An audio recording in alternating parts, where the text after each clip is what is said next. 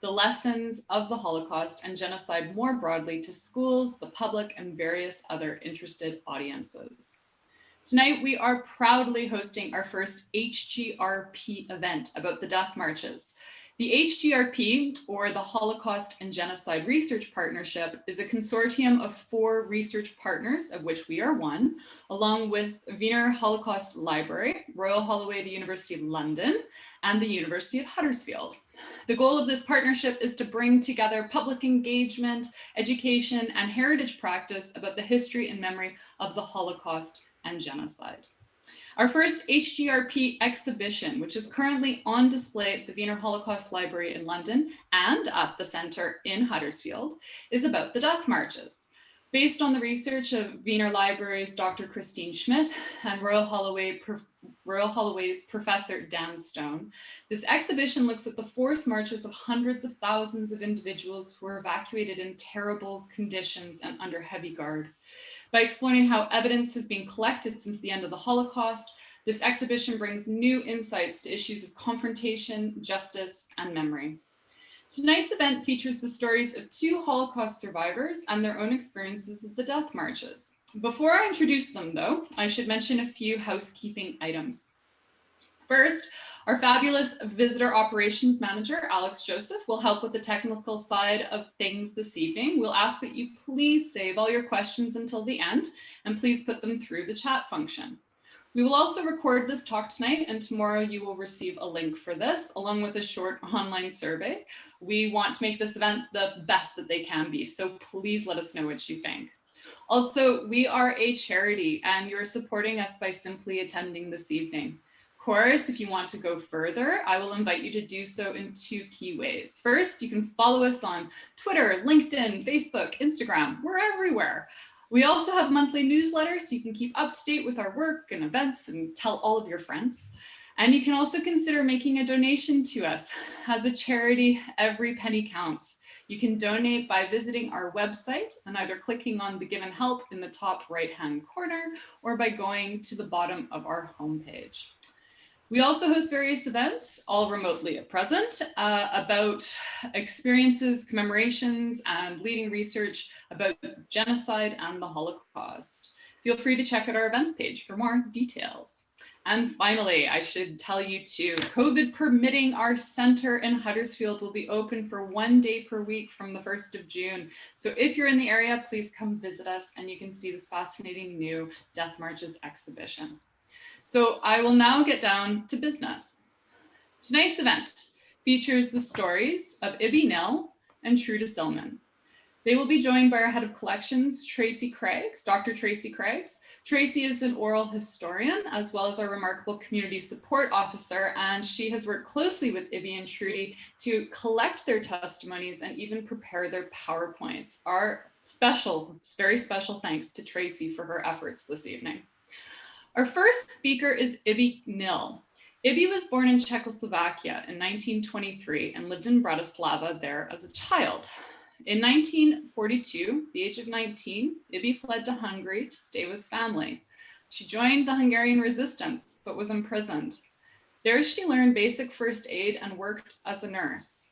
She also spoke a number of languages. She still speaks 6 different languages today. 7. 7. Oh, 7, she says with pride. After her brief release in February of 1944, she was rounded up and deported to Auschwitz-Birkenau in June of 1944. There she also worked as a volunteer nurse, but in March 1945, the hospital unit was evacuated. Iby was first sent to Lippstadt for a time, then force marched towards Bergen-Belsen. She credits her friends who carried her along the way for her survival. She was liberated on the Death March on Easter Sunday in 1945. After the war, Iby worked as a translator for the Allied military government, where she met Bert Knill, a British officer. They were married in 1946, and Iby moved to England in 1947, where she worked in a number of different professions before starting and running a translation company for over 30 years. She has 2 stepsons, 1 son, a daughter, and 3 grandchildren. We are delighted you are able to join us tonight, Iby. Tonight, we're also joined by Trude Silman, Trude was born in 1929 in Bratislava, then Czechoslovakia. As the persecution of Jews increased, Trude and her siblings were each sent to England. Trude's older sister was sent in December of 1938, while Trude made the voyage to England in late March 1939. Trude was only 9 years old, and she remembers going from Vienna to Cologne, to Holland, to Harwich, then on to London. Just 2 months later, in May 1939, her older brother Paul also relocated to London. Trude was placed in a number of different foster families across the country, but did not speak very much English at that time. Although she kept in touch with her siblings and even her parents back in Europe, Trude remembers being very homesick. She stayed with various host families, with schools, with family relations throughout the war, and was eventually sent to the north of Cornwall, where she spent the rest of the war. After the war, Trude studied biochemistry at Leeds University. She met her husband, Norman Silman, and married in 1948, having 2 children. Trude had a varied career in research before becoming a college lecturer. Trude has 5 grandchildren. Tonight, we welcome Iby and Trude. Thank you for sharing your stories with us tonight. Tracy, I will now hand it over to you. Yeah, I'm sitting near Iby. And I'd like to invite Iby to start. Iby's going to do a 20-minute presentation, but then we're going to hand over to Trude. So can we have the first slide for Iby, please? That one was taken when I was about 2 years old in Košice, where I was born. I spent my first years in Košice. When I was 5, we moved to Bratislava. Oh, the next slide. Next slide. My father was area manager for the Assicurazione Generale, the main insurance company in Europe.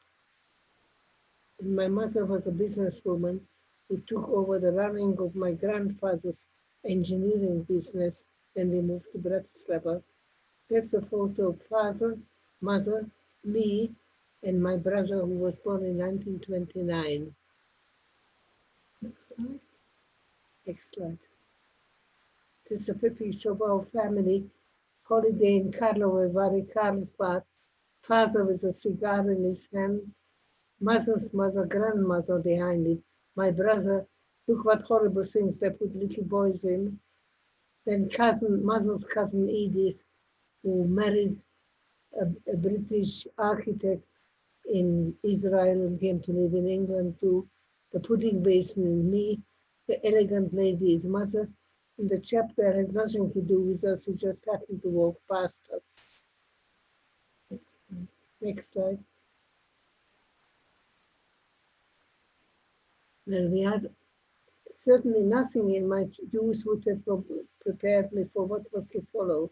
In 1942, when the Germans had occupied Czechoslovakia, I escaped to Hungary. And Germany, although Hungary was an ally of Germany, the Germans occupied it in 1944. And in the beginning of 1944, I found myself in a brickyard in Székesfehérvár. And because all the patients from the hospital who were Jewish had also been evacuated there, I volunteered to help with them because many of the doctors and nurses wanted to be with their families. And in 1944, beginning of 1944, a wagon train was put up. We were pushed into the wagon train and taken to Auschwitz-Birkenau.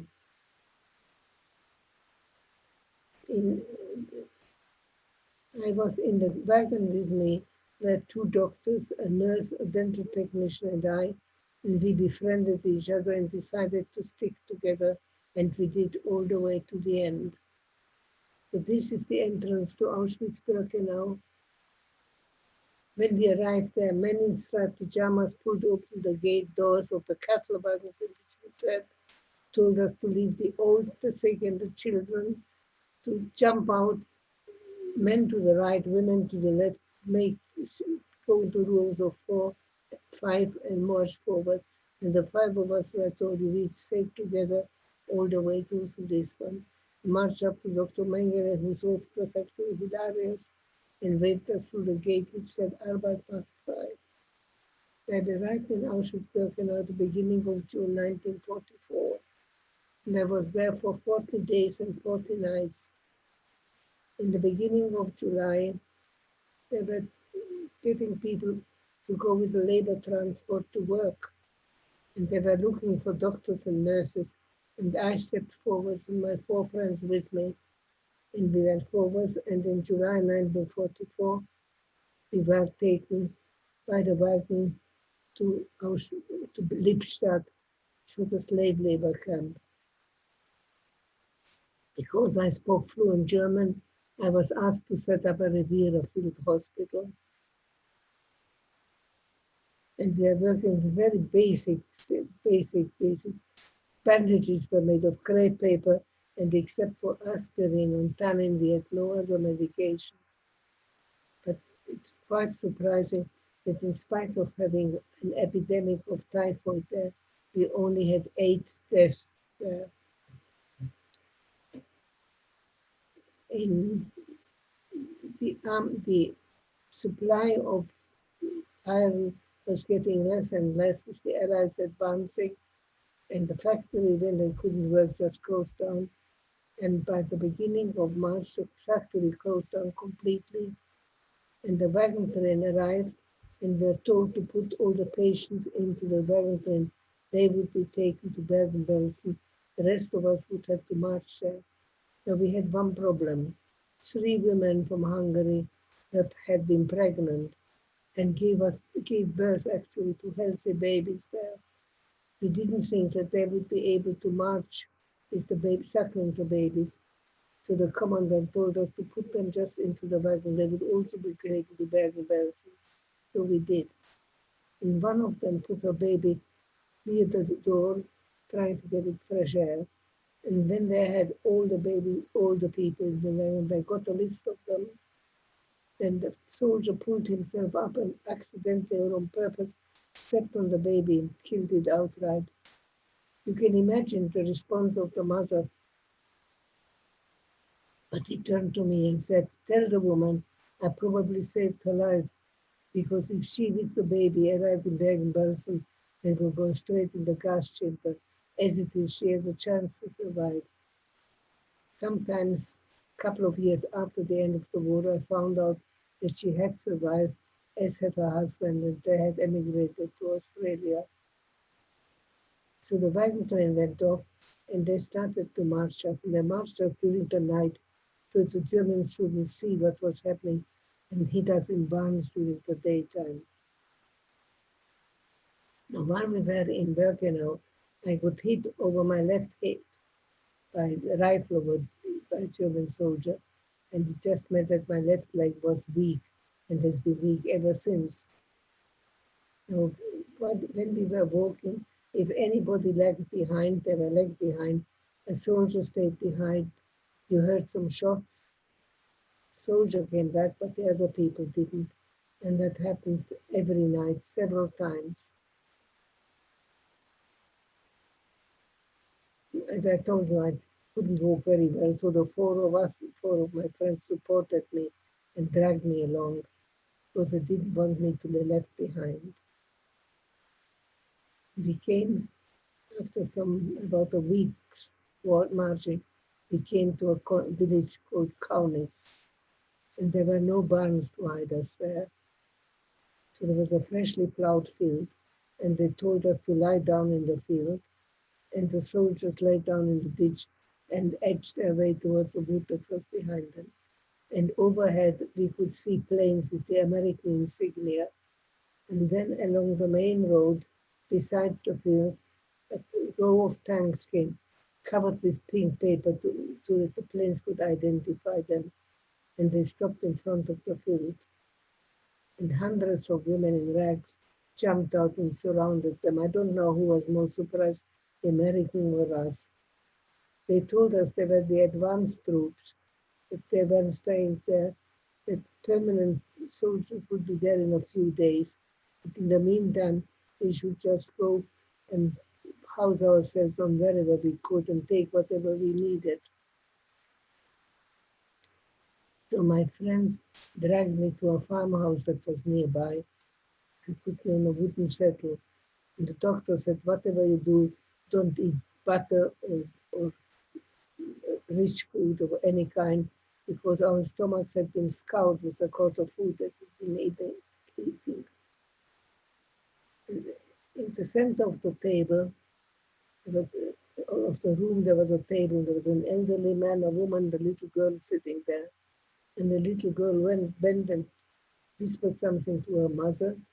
And she reached out to the table, and there was a bowl with eggs in there. And she picked up an egg, and she came to me and she offered me an egg. And that is why I could understand why we had heard church bells ringing. She said, it's Easter Sunday. Now, every day is nice to be liberated on, but Easter Sunday is rather special. I was taken to a hospital in Bielefeld, but they couldn't do a lot about my legs. They just got some painkillers for me. And then Kaunitz became a displaced person camp, because besides us, there was also a Russian prisoner of war camp got liberated there. Now, I had no wish to go home because I didn't think that any of my family could possibly have survived. So, using my languages, I went and worked for the British Army of the Rhine, the military government, actually the 1027 military government detachment in Bergen. We have a photograph, Iby. Would you like to move the PowerPoint on for us, please, Alex? That was when we were registered in Auschwitz-Birkenau.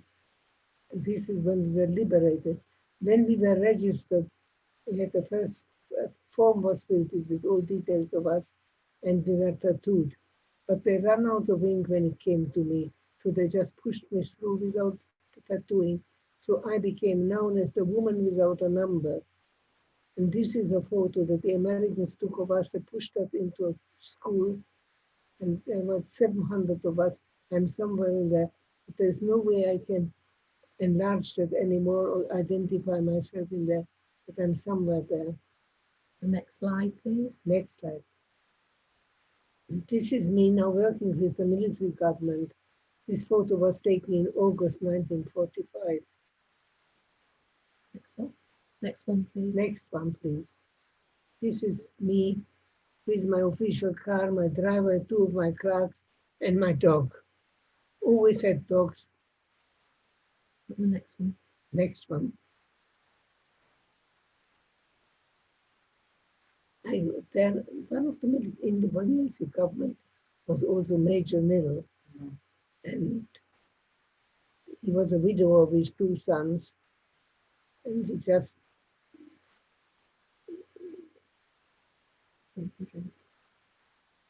decided to get married, but the army wouldn't allow it because they said it was a marriage of convenience. And Bert said, convenience who for? He was twice my age. So in September 1945, I went back to Bratislava. My mother had returned from Auschwitz, Birkenau, and my brother and my cousin, who had been hidden in Hungary, had also come back. But my father had got gas on the last occasion, and they used the gas chamber in Auschwitz-Birkenau on the 31st of October 1944. The following days, the Russian occupied Auschwitz-Birkenau. Next slide. Let's say I went back in September 1945. I went back home. No, go back. Bert came down, and we got married on the 3rd of December 1946. And I came to England the beginning of March 1947, and I've lived ever since. Next slide. I had lots of jobs in England. One of the things was, this is me here in a sea of grey. This is at the Home Office Civil Defence Staff College in Easingwold. I was the only woman there, as you can see, in a sea of males. And I worked for civil defence until its dissolution in 1970s, when I transferred to the Department of Education. And I became a principal officer in charge of students' grants and awards and educational charities. And I worked there until 1958, when I had a recurrence of cancer, and I was given 2 years to live. So I took early retirement on health ground. In 1958, I was given 2 years to live. And here I am in 2021, still living on my disabled and pension. Next slide. Next slide. Is there another one? Yes, 2 more. No. I was one of the first cohort to open university to get a degree. And go back. And that was when I had my master's degree from Leeds University, a master's in theology, and it was given to me by the Archbishop of York in York Minster. And that's my daughter and two of my grandchildren there with me. Next slide. And besides the master's, I got an honorary doctorate from Huddersfield University. I'm a fellow of Trinity University, and it was 3 years ago, I got the BEM by the Lord Lieutenant on behalf of the Queen. And she and I have been in continuous contact ever since. Thank you very much, Iby. And I'd like to hand over to Trude now for Trude to talk us through her PowerPoint. Hello, Trude. Hello, good evening. Yes. Are we all set to go? We are, please, Trude. Right. Well, I would like to start with my slideshow, please. Perfect. Alex is just getting it on screen. Right. Scrambling in the background. My story is totally different because I'm going to try and focus on the story of my mother, because I am not well, I'm a refugee rather than a Holocaust survivor in the strict sense. But my story of my mother is the one that is incomplete because I am still looking for her. So you've got a picture of my mother in front of you. And if we now go to the first slide, please. Now, this is in Slovakia now. It used to be in the Austro-Hungarian Empire, and in those days the place was called Tuchanski Svatý Martin, and this is the house in the middle of the picture, which shows where my mother was born and where her parents had their house and also their business, because they owned a large ironmongery shop.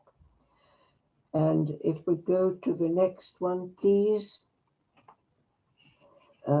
Mother had a good upbringing and had a good education, and these are her parents or my grandparents, my grandmother and grandfather.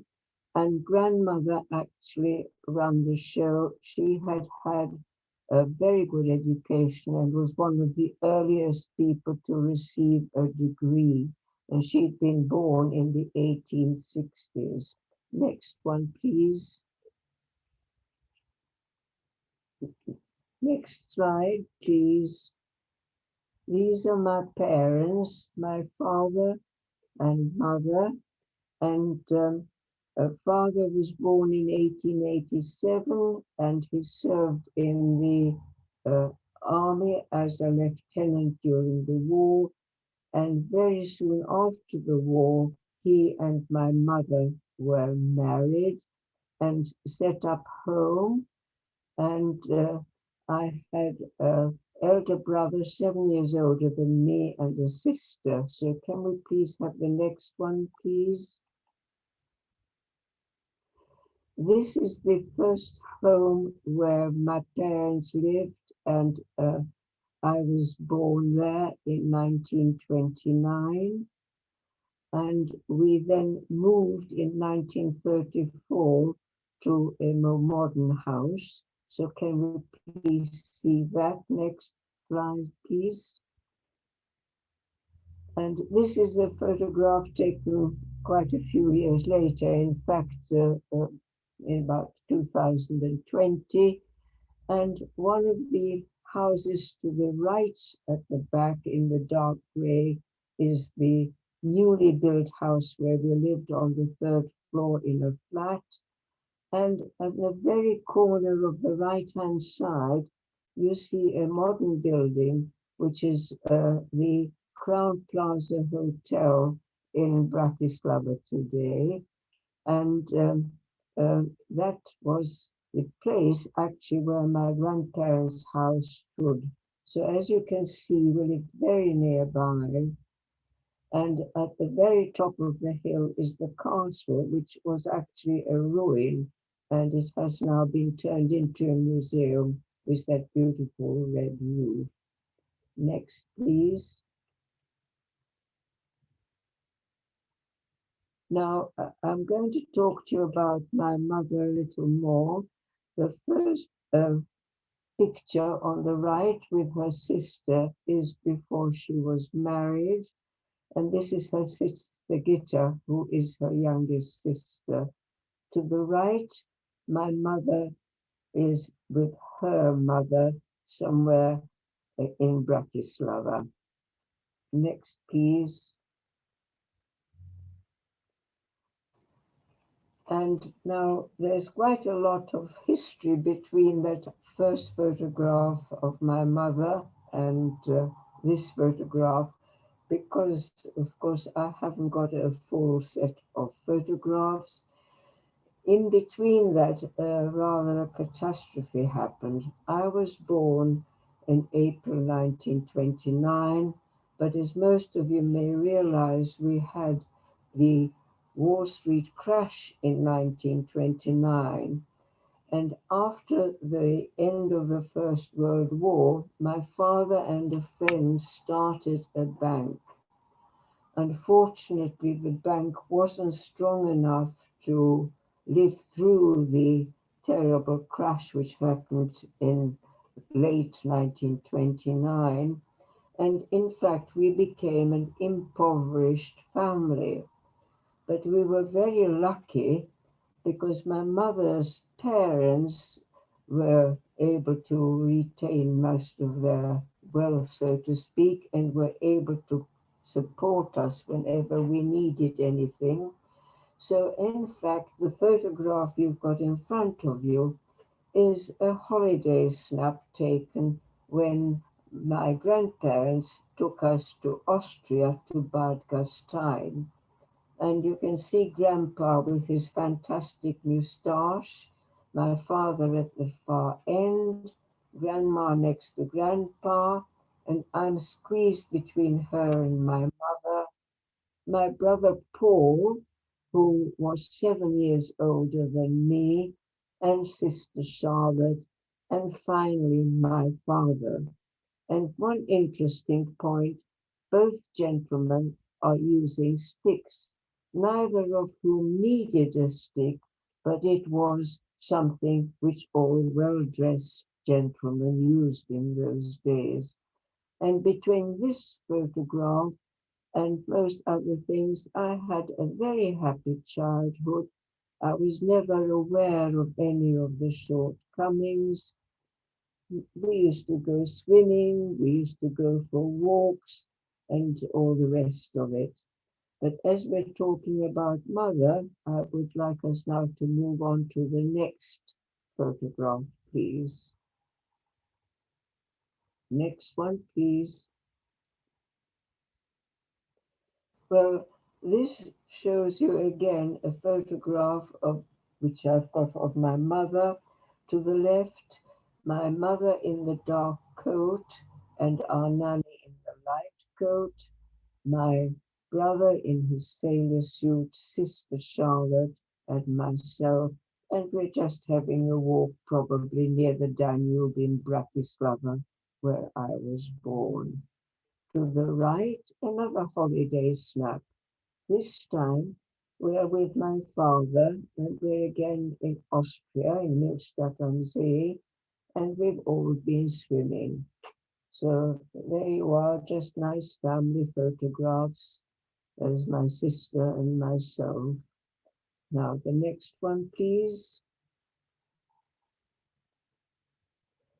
And another holiday snap. This time we're in Yugoslavia and having a wonderful holiday in a place called Crikvenica, which is very far up in the north of what was then Yugoslavia. Next one, please.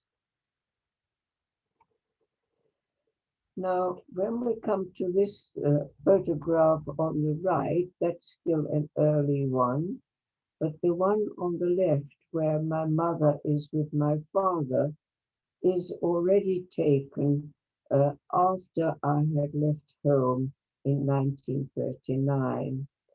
And I think I would just like to mention that I have no recollection of actually traveling from home because my mother only told me the night before that I was leaving to England on the following morning and I was going to travel with an aunt and my cousin.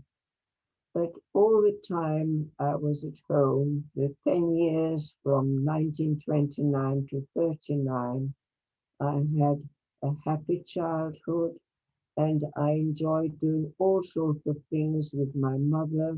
I used to love going to the market with her to do the shopping, because mother was an excellent cook. She had an excellent education. She spoke French, a certain amount of English, and she was a very good mum. And every afternoon she would meet with her sisters, and she had two elder sisters, one younger sister, and a brother. And she would meet with her sisters virtually every day, and they would have a good chat, and then they would also visit their mother. And everything was very nearby, within walking distance, because Bratislava is not a very large town, at least it wasn't then. And the Jewish people tended to live in one area, and it was quite easy to walk from one aunt's house to another's, to my grandmother's, to the cafe house, and even to do the shopping in the market. And I had an interesting large class. There were 56 people in my class. I was happy at school. And basically, I could really just describe a very happy life. Well, now, unfortunately, to the tragedy of that befell my family, very briefly, my father was one of the very earliest people to be taken away, and he died in Auschwitz within 3 weeks of arrival. All of this I have got on documentation. However, mother was a problem for me. I did have 2 or 3 Red Cross letters throughout the next few years. But basically, the story goes a little like this. Mother actually moved across into my grandmother's home because she was already ailing and needed help. And I think that is one of the reasons why my father was taken away early, because he was left on his own. Mother continued to look after her own mother, and I think grandmother must have been taken away very early as well in 1942. Now, it was much better, or there was a greater chance of being able to not be removed, was to be married. So, in fact, my mother marries an old family friend of her parents, and he is 25 years older than she is. but he has already been baptized into the evangelical church. The reason for this being the church that they should have chosen would have been the Catholic Church, but the Catholic Church was no longer doing any of these, how to call it, to turn people into the different religion. So both her second husband and she became evangelical Christians. Now, because he was already so much older than mother, and mother had been born in 1899, so she was already well into her 40s, and he must have been well into his 60s. He was ailing, and they managed to cling on till December 1944, for which I have the documentation that they were transported to a very small concentration camp outside Bratislava called Sered.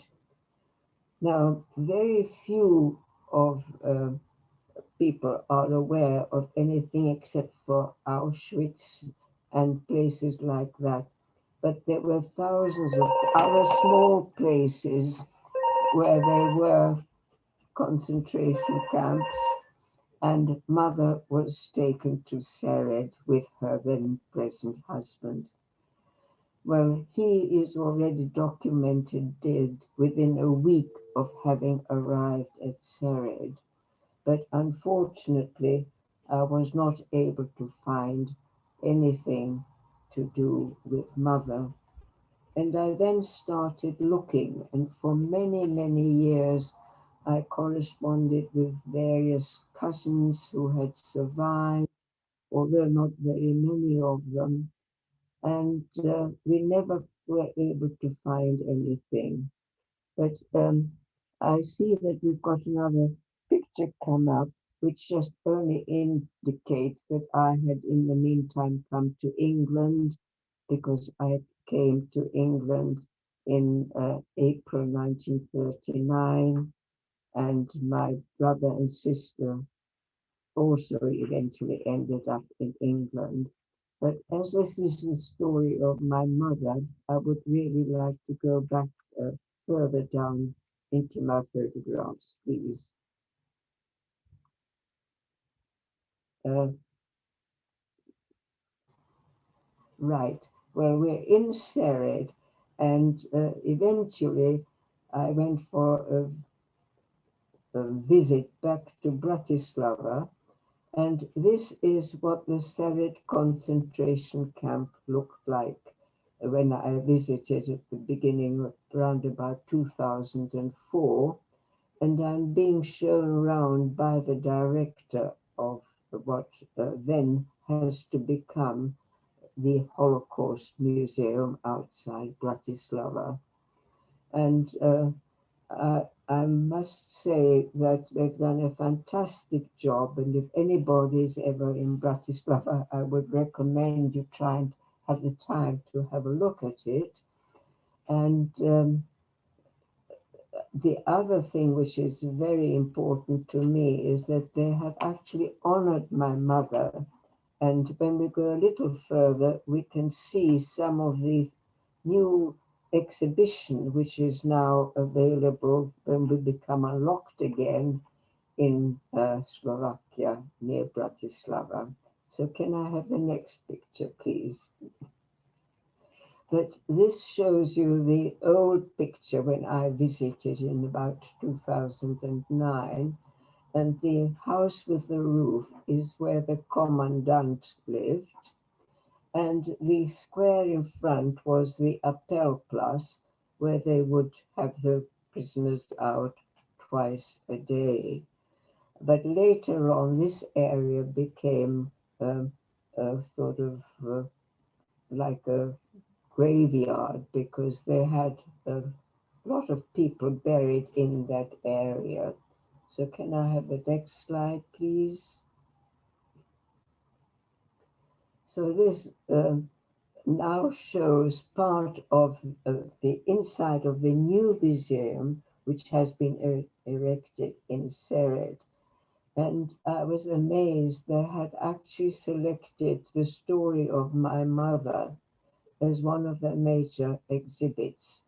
And as you can see, there is quite a large screen, most of which is in Slovak, which actually shows that this has been uh, the story of my mother, and it has uh, really made a most beautiful showing in the museum, which I was very proud of and happy to see, so that people can know that we are still looking for people who were lost and buried or just shot en route on these death marches. Now, the part of the story which I haven't told you, which is quite a long story, is how long it took me to try and find all this out.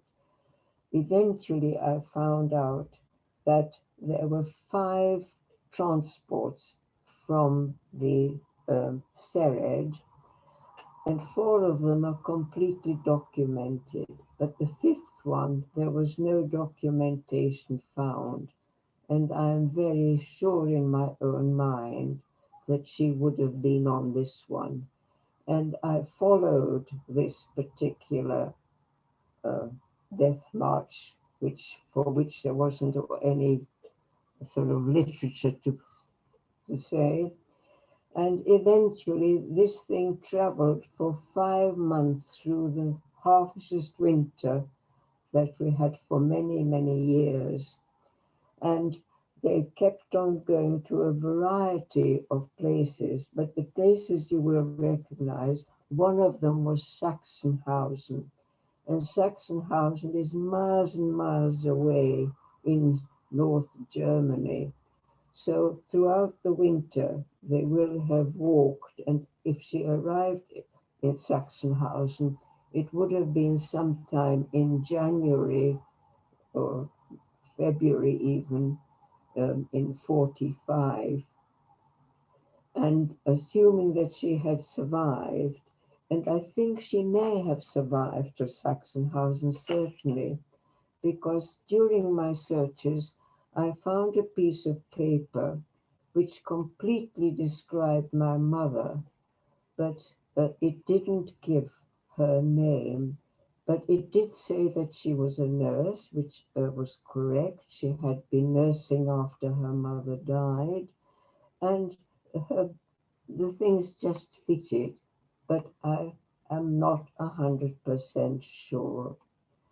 Anyway, I continued to find out where this particular death march went, and it kept on marching backwards and forwards because the people who were running the march had no idea where they were going anymore. Things were at 6s and 7s in Europe, but eventually this ends up in Volary, which is right at the tip of Bohemia, where it joins Germany and Austria. And they had been walking all the time since December uh, to really arrive down there. But there is something very unusual about this particular death march. It is a death march which is the only one virtually completely of women.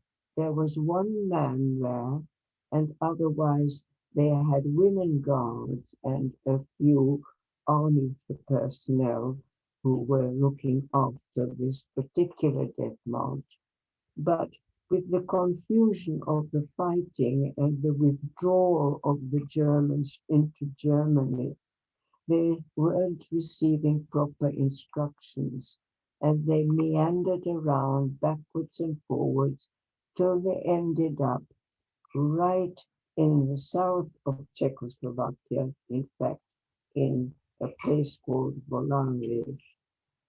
And by the time they got to Volary, they had many of the people who started had died of disease, had been shot because they weren't able to keep up. And they kept on replacing other people into this march. But eventually, there were only, I think, about, I don't know, possibly about 90 people at the most left from about the 1,500 or 2,000 people who'd been on this march. And the amazing thing is that the people they rescued, again, some of them unfortunately didn't survive because I think they ate a little bit too much. But of the few people that survived, some of them then helped to uh, put up storage and get all the records there. And there is now this wonderful museum available in Sered with whom we do work when we can. Now, can I have the next one, please? Now, this actually comes back again to the Death March because this is the only cemetery where there are only women who are buried. And I think it's so beautiful that I would like you to have a look at it. At the back of this, you can see the special sort of statue they've put up to commemorate all these women. And the little photograph to the right actually shows the gentleman is a distant relation of the Silman family, and the lady on the right, I think, had actually survived the camps, and she was looking after this beautiful graveyard where they have put up specific stones. I don't know whether we can go back one, Tracy, whether we still have one. No, there isn't one in between. No, but I think that basically shows my slides. Another forward. And I think there are another four, or they're coming around the other way.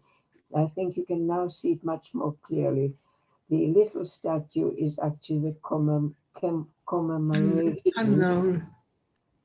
And the one on the top on the right-hand side shows a tombstone which says a name unknown. And for a long, long time, I actually thought that this could have been my mother's, but I'm glad I didn't have it dug up because it wasn't my mother's, because I eventually found up that it was another lady with a very similar name. Are we over time? Another slide. And I think there's just one more slide to go, Tracy, is that correct? That's it, the one where you thought your mother was there. Yes, this is the one. And I think you get a better view of the beautiful cemetery which they have made for these particular women down in the very southern tip of Bohemia. It's very difficult to get at, but it is a lovely place and is of great memory to me. And I'm still hopeful that now that the records have been opened up and more research is being done on the death marches, that we will be able to find out possibly a little more. But I'm not all that hopeful anymore. Thank you, Trudy, very much for that talk. It was very enlightening and we're very, very grateful. I'm going to ask Chelsea to ask some questions for us. Yeah. Yeah. So over to you, Chelsea. Thank you, Tracy. Yes, thank you, Iby and Trudy. I'm going to invite anybody that wants to ask a question to please do so in the chat function. But to just start things off, I'm going to ask Iby a question about friendship. Iby, when you were talking about the death marches, you spoke about your friends, the ladies around you who helped you, and you sort of all stuck together. Could you talk a little bit more about that particular experience? Well, the elderly doctor finished up in the Bielefeld hospital with me, and she actually died not much later because she had cancer. The other one went back to Bratislava, went back into surgery, and eventually emigrated to Israel. I hadn't been able to trace the other two.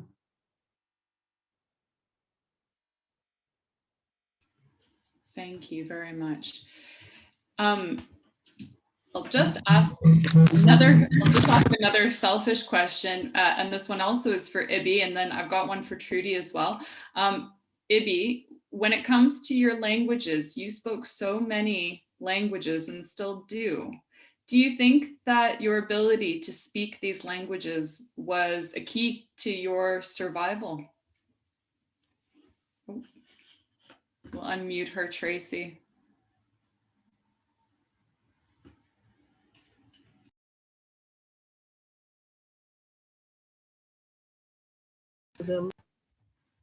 Oh, she was unmuted and then went there.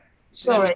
Can you say that again for us? That's my fault. I've muted Well, us. I went to German language schools, and I still speak Hochdeutch like the officers speak. And the German soldiers used to jump to attention when they heard me, because they couldn't believe that somebody who wasn't an officer could talk like this. So, and English, my father had a cousin who was married in England, and I actually was on the point of leaving to go to England when the war started. I was enrolled to go to Rodion. So I spoke fluent English from the word go. And I had Czech and Slovak and Hungarian because my father was Hungarian. And we did Russian at school as well, and French. And I've forgotten my Russian, but I got Norwegian because my son lives in Norway, where my husband's original family come from. So languages help always. My goodness, you're the United Nations of languages. That's incredible, truly. Thank you, Iby. Trude, I have a question for you with regards to the letters that you received from your mother. If I understand this, during the war, when you were a little girl in England, you received Red Cross letters that were only 25 words allowed to be written in these letters. Can you tell us a little bit more about what was said in those letters? Before I answer that, can I answer a little bit about languages? Of course, please. Oh my goodness. Because yes, absolutely. Tell us about your experience with languages. Yes. But pure chance, Iby and I lived within several hundred yards of each other. We both come from Bratislava.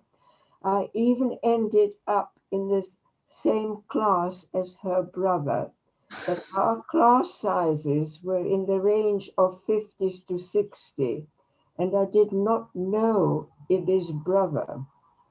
Now, that's number one. Number two, languages. We both come from the tip where Hungary, Austria meet, and yet we come from Czechoslovakia. So we all spoke Slovak, Czech, German, and Hungarian, just like that.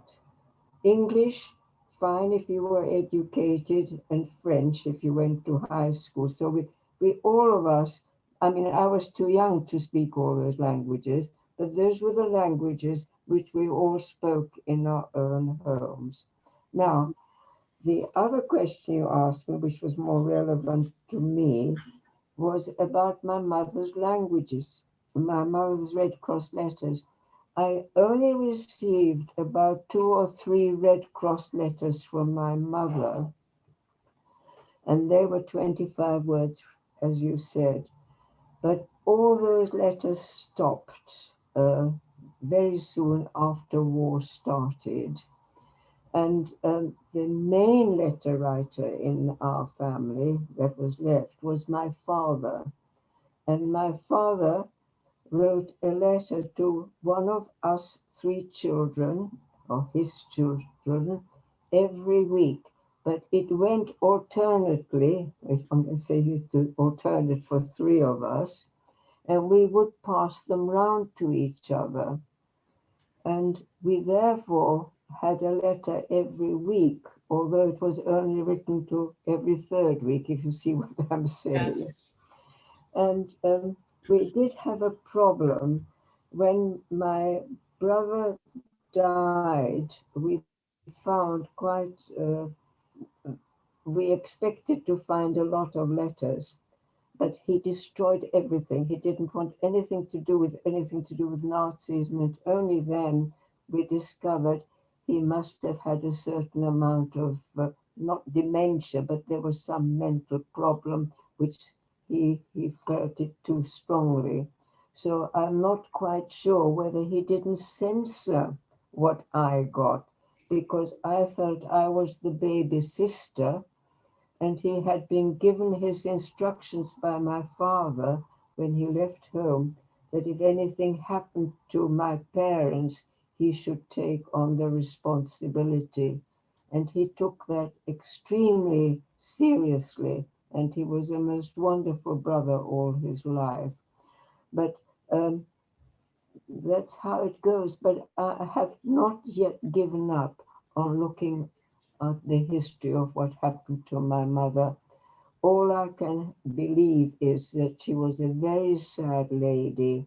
She'd lost her children. She was separated from her husband. She then remarries a much older man who's sick. I mean, when I look back, even with the little knowledge that I've been able to glean, it must have been an extremely sad and hard time for her.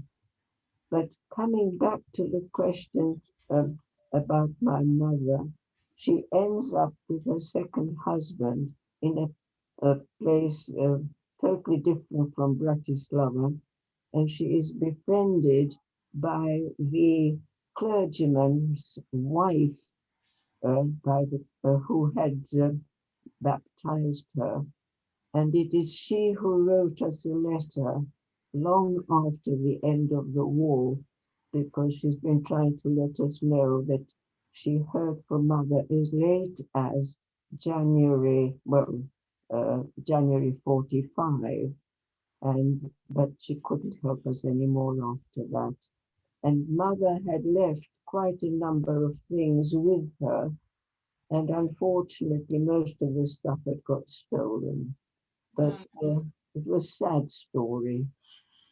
That is you your the scarf that she gave you, right, at the train station. Have I got that right? That's still in the Holocaust Center, and it's I've still got some scarves which my mother actually packed for me.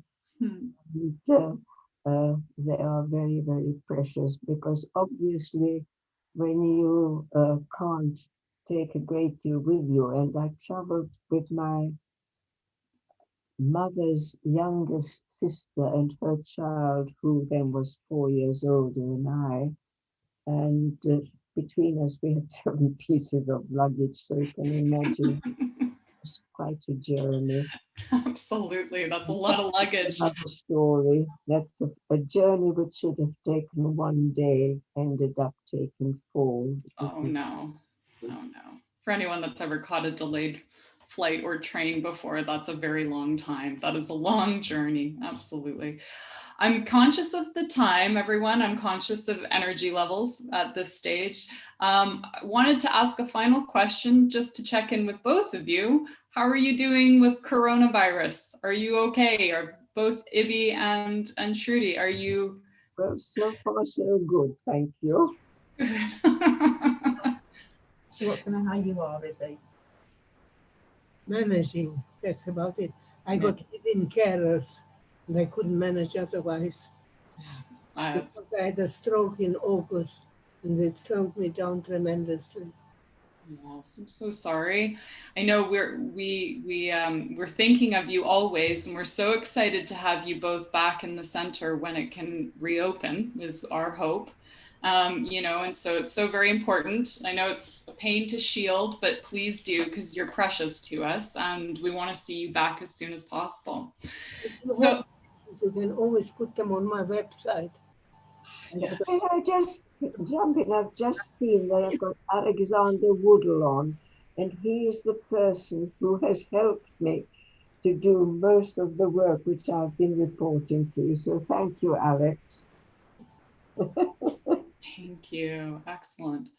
Well, I'm going to draw the evening to a close. I just want to thank Iby, of course, Trudy, Tracy as well, who's in the background, for generously contributing your time for this fascinating event, truly. And of course, to Alex, Joseph, for your fabulous technical skills. Thank you. We're grateful to everyone here for attending. As we said earlier, we're going to send out an email with a link to the recording and also a short online survey.